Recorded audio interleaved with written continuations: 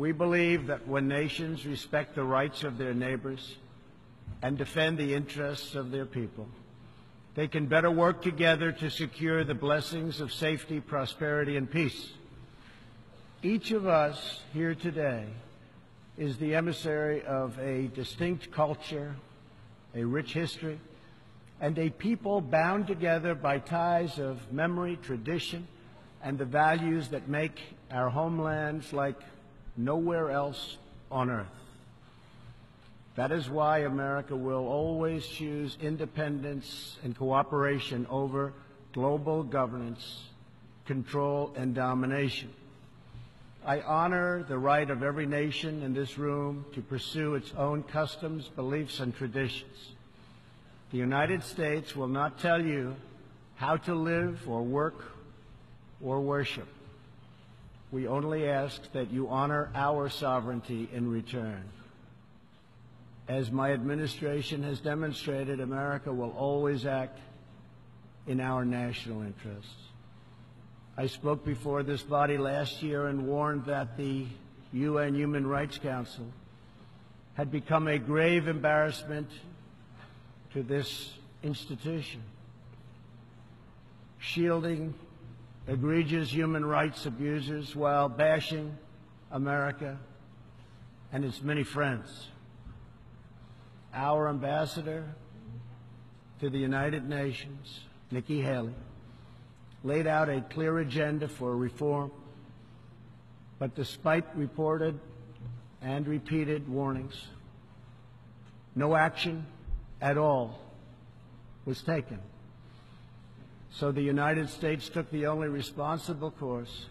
We withdrew from the Human Rights Council, and we will not return until real reform is enacted. For similar reasons, the United States will provide no support in recognition to the International Criminal Court. As far as America is concerned, the ICC has no jurisdiction, no legitimacy, and no authority. The ICC claims near universal jurisdiction over the citizens of every country, violating all principles of justice, fairness, and due process. We will never surrender America's sovereignty to an unelected, unaccountable global bureaucracy. America is governed by Americans. We reject the ideology of globalism, and we embrace the doctrine of patriotism. Around the world, responsible nations must defend against threats to sovereignty, not just from global governments, but also from other new forms of coercion and domination. We recognize the right of every nation in this room to set its own immigration policy in accordance with its national interests, just as we ask other countries to respect our own right to do the same, which we are doing. That is one reason the United States will not participate in the new Global Compact on Migration.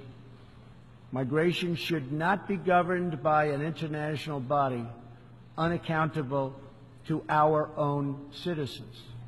Ultimately, the only long-term solution to the migration crisis is to help people build more hopeful futures in their home countries, make their countries great again. As for Americans, we know what kind of future we want for ourselves.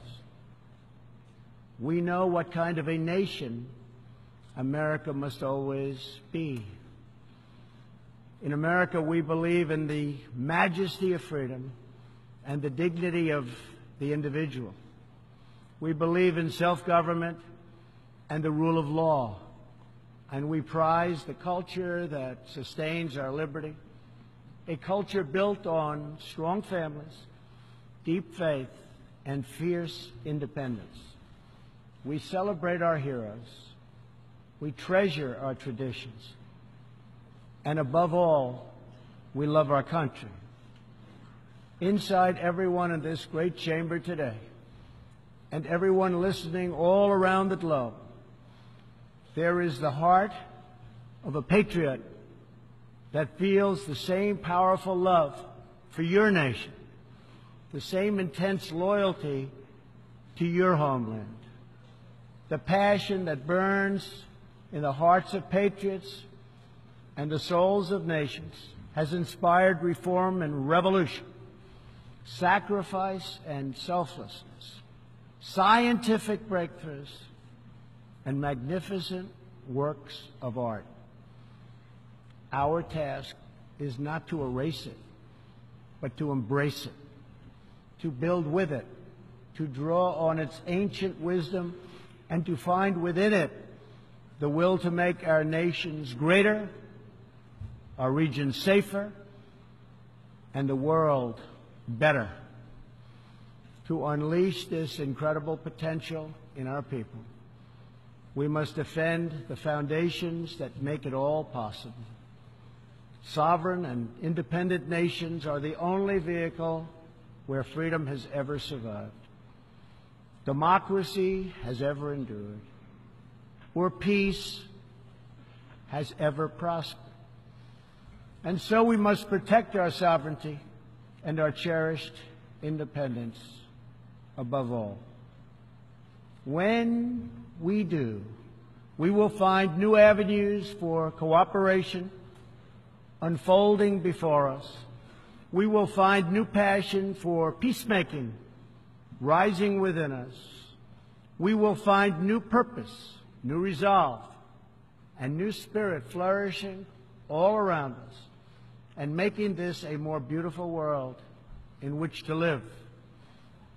So together, let us choose a future of patriotism, prosperity, and pride. Let us choose peace and freedom over domination and defeat. And let us come here to this place to stand for our people and their nations, forever strong, forever sovereign, forever just, and forever thankful for the grace and the goodness and the glory of God. Thank you, God bless you, and God bless the nations of the world. Thank you very much. Thank you.